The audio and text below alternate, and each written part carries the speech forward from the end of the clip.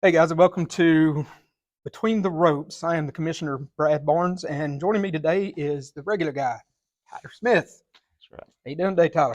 I'm doing good, Brad. Thanks for having me. Before we get an interview, I want to go ahead and apologize for if I got some extra blinking or something going on weird with my eyes. And of course, I'm sure we'll get into why that is here in just a minute. But My first question I've been really dying to ask. In this crazy industry of professional wrestling, we've had a lot of different names. We've had George the Animal Steel. We've had the King of Hearts, Owen Hart. We've had Jimmy Superfly Snuka. We also have the blue collar rock star and some guy named the Anomaly. Yeah. So why do you call yourself just the regular guy? that's a good question, Brad. Question I've been asked a lot. Man, it all goes back to 2005. The name Regular Guy was originally the Regular Guys. We were a tag team. There were two of us. I'll hold out on the identity of who my partner was, and we'll talk about that in just a second. But the name was given to us by a promoter, and I think it was actually kind of a jab at us, kind of a rib, if I can use that term. I don't think it was supposed to work, but we made it work. And we'll get into that story, I'm sure, a little deeper here in just a second. But when I came back to what was KLT last summer, came back to wrestling after 15 years off, I could have been called anything, could have chosen any name, but I chose to go with the regular guy. And I guess the reason is, man, when I look out at the crowd, when I stand in the ring, look out at these people, I identify with them. I was that little kid sitting out there cheering for my favorite wrestler with a dream of one day climbing in the ring and doing it myself. And so when I look at these people, man, I don't see ordinary, not special people. I want to be real clear. When I say regular, I don't mean not special or ordinary. I look out at these people, I see hardworking men and women. I see mamas and daddies that have punched a clock all week, working long hours, working hard, and here they are. They've paid their hard-earned money to see us perform. They've brought their kids. They want to have a good time with their family. So when I look out at them, that's what I see. I see people who've been through heartache and struggle. I see people who've suffered loss and tragedy. So as cheesy as this might sound, I look out and I see dreamers. I see underdogs. I see heroes. And so, yeah, when I say I'm a regular guy, I'm saying I'm like you. And it's that spirit, the spirit that the crowd brings, what I see in them, that's what I try to embody in the ring.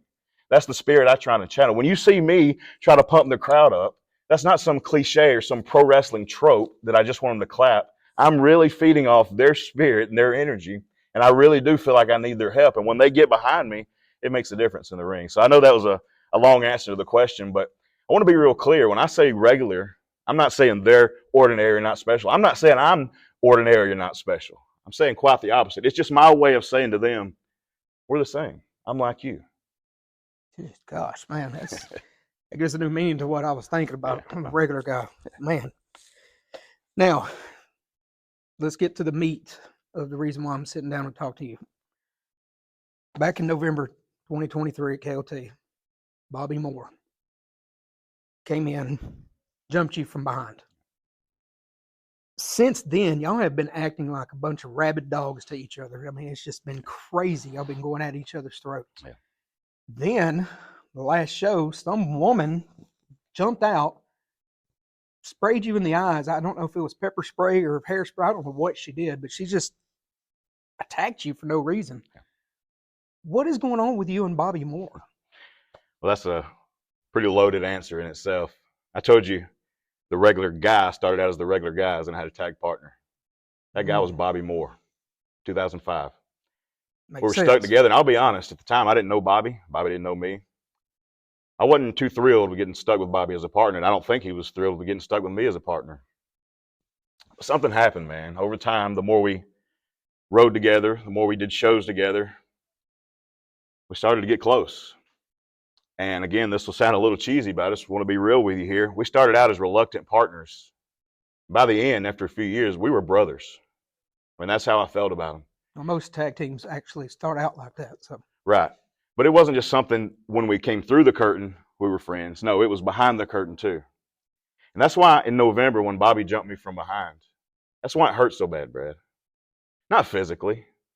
I've been punched in the face plenty of times. Yeah, it hurts. You've been punched in the face. It hurts. You get over it. What Bobby did to me hurt me on a whole different level. Because Bobby Moore, and I want you to hear this real clear, and I want you, maybe you have forgotten Bobby, we rode together. We traveled together. Bobby, we bled together. And I thought, Brad, I knew him. I'm sorry. But I thought he was the kind of man that would be man enough to come to me one-on-one. That's the way I was raised. Where you was raised too, I'm sure, Brad. You got a problem with somebody, you go to him one-on-one like a man, and you work out your differences. And apparently that's not the kind of man Bobby Moore is today. So why do you think he attacked you?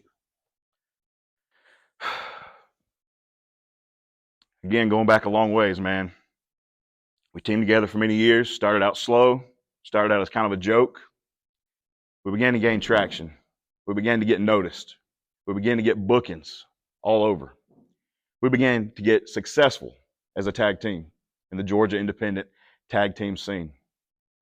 And being successful was a blessing and a curse. Yeah, we had the dream and we wanted to do good.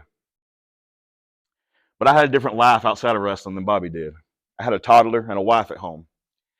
And the more successful we got, the more it pulled me away from them. We were sometimes doing 4 to 5 shows a week, long distances. So here I am out living the dream, living my dream, having the time of my life. But Jennifer's at home raising the child, and I'm losing time with him. And it just got to a point, and I'll be honest, and I won't get into the details here, but I developed some personal problems as well. And it got to the point where I knew I had to step away. And I talked to Bobby then, and I told him the situation, and he said he understood, but apparently he didn't. And I really don't know what he's thinking now. I'd honestly love, again, if he was man enough, I'd love to hear his side of the story. Yeah, I just didn't realize it's becoming that much personal between y'all. It's personal, Brad. Well, I appreciate you sitting down with me, Tyler. I really do. Is there anything you want to add or say? Concerning the woman that you mentioned that attacked me, I know her. It's Harley. Met her several years ago. Bobby's girlfriend. Harley, I'm not even mad at you for attacking me out of the crowd. I'm not even mad at you for spraying me in the eyes. You seem like a sweet enough girl, and I think you just got mixed up with the wrong guy. Brad, I've never put my hands on a woman, and I'm not going to start now. I never will. But I'll say this, Harley. I suggest you stay out of the way and let your man fight his own battles. And if he can't fight his own battles, then maybe you should find a real man that can. Thank you, Brad, for your time. Appreciate it, buddy. Thank you, sir.